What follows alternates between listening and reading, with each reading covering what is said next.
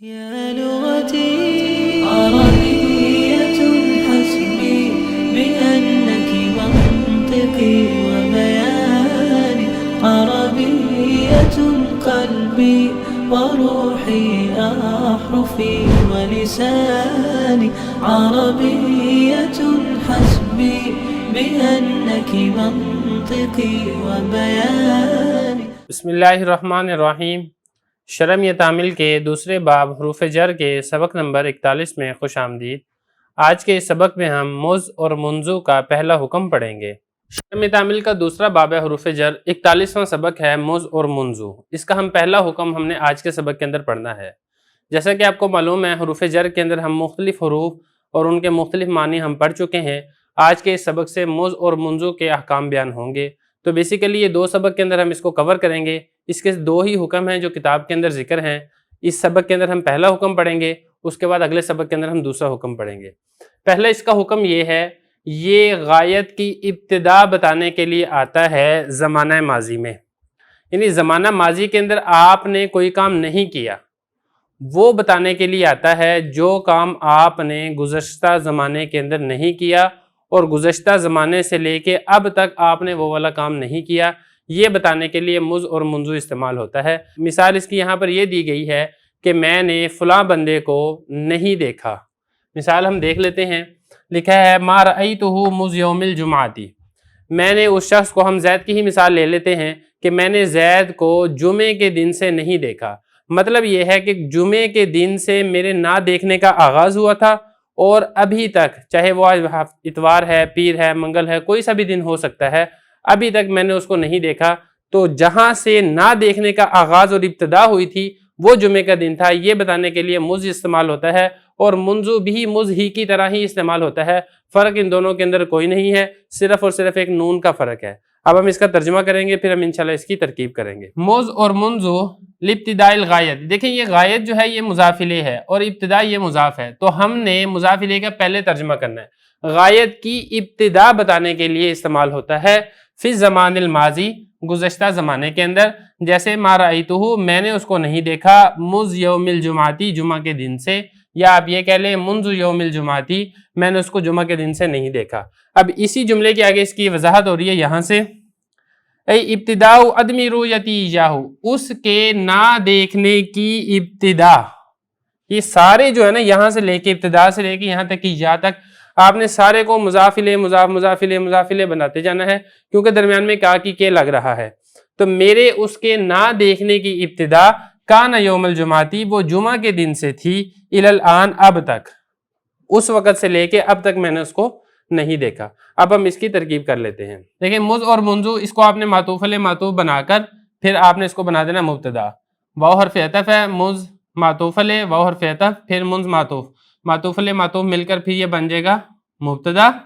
اور اس کے بعد جب آپ نے اس کو مبتدا بنا دیا, پھر یہاں تک مثال تک یہ پورا جملہ, اس کو آپ نے جو بھی آپ نے سیٹنگ وغیرہ کرنی ہے تفصیل میں جانا, اس کے بعد آپ نے اس کو مبتدا کی خبر بنا دینا ہے اور مبتدا اپنی خبر سے مل کر جملہ اسمیہ خبریہ ہوگا.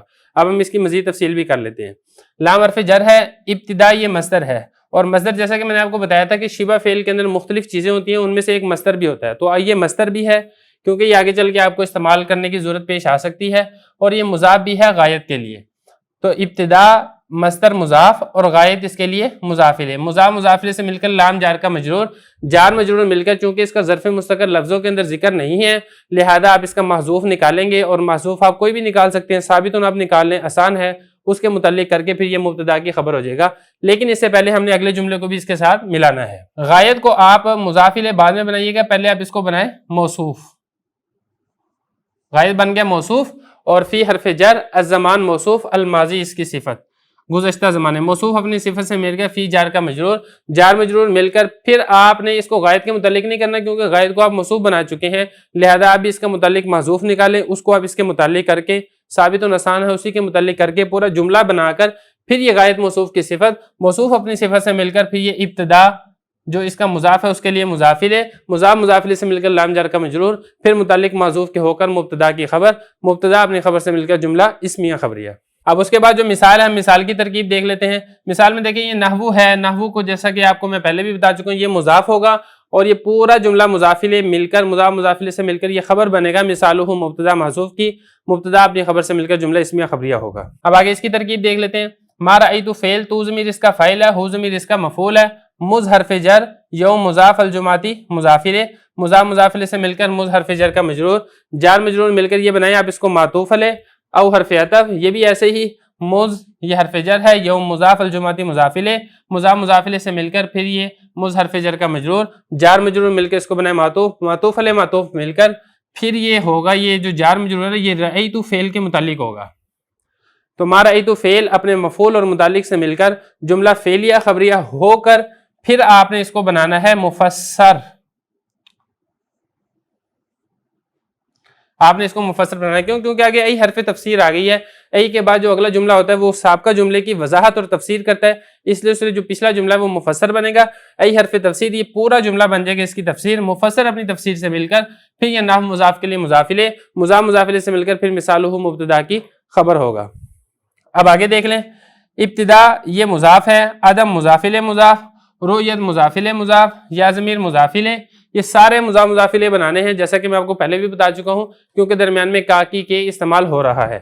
اور ایجاہو یہ مفعول ہے رؤیت کا، کیونکہ رؤیت مصدر ہے، شبہ فعل ہے، لہذا یہ اس کا مفعول بن سکتا ہے۔ رؤیت شبہ فعل، مصدر اپنے مفعول اور اس کا فاعل ضمیر ہوگی اس کے اندر محذوف، اس سے مل کر جملہ فعلیہ خبریں اور اپنے مضافلے سے مل کر پھر یہ بنے گا عدم مضاف کے لیے مضافلے، مضاف مضافلے سے مل کر پھر یہ ابتدا کے لیے مضافلے، پھر یہ سارے مضاف مضافلے سے مل کر بنے گا مبتدا، یہ مبتدا بنا دیا۔ اور یہ جو اگلا جملہ ہے کان یوم الجمعۃ للان، یہ اس کی خبر بنے گا۔ خبر بنانے سے پہلے ہم اس کی ترکیب بھی کر لیتے ہیں۔ کانا فعل ناقص ہے، اس میں ہوا ضمیر اس کا اسم، یوم مضاف الجمعاتی مضافلے، مضاف مضافلے سے مل کر کانا کی خبر بنانا ہے۔ جیسا کہ میں آپ کو پہلے بتا چکا ہوں کہ جو ظرف ہوتا ہے وہ ظرف کبھی بھی اسم نہیں بنتا، وہ خبر ہی بنتا ہے، لہذا آپ نے اس کو اسم بنانے کی غلطی نہیں کرنی۔ تو یہ بنے گا اس کی خبر، الی حرف جر الان مجرور، جار مجرور مل کر اس کو بھی آپ نے کانا کے متعلق کر دینا ہے۔ تو کانا فعل ناقص اپنے اسم و خبر اور متعلق سے مل کر جملہ اسمیہ خبریہ ہو کر پھر یہ بنے گا، اس پورے جملہ جو مبتدا تھا اس کی بن جائے گا خبر۔ مبتدا اپنی خبر سے مل کر مفسر کے لیے مفسر، مفسر اپنے مفسر سے مل کر نحو مضاف کے لیے مضافلے، مضاف مضافلے سے مل کر پھر مثالہ مبتدا کی خبر، مبتدا اپنی خبر سے مل کر جملہ اسمیہ خبریہ ہوگا۔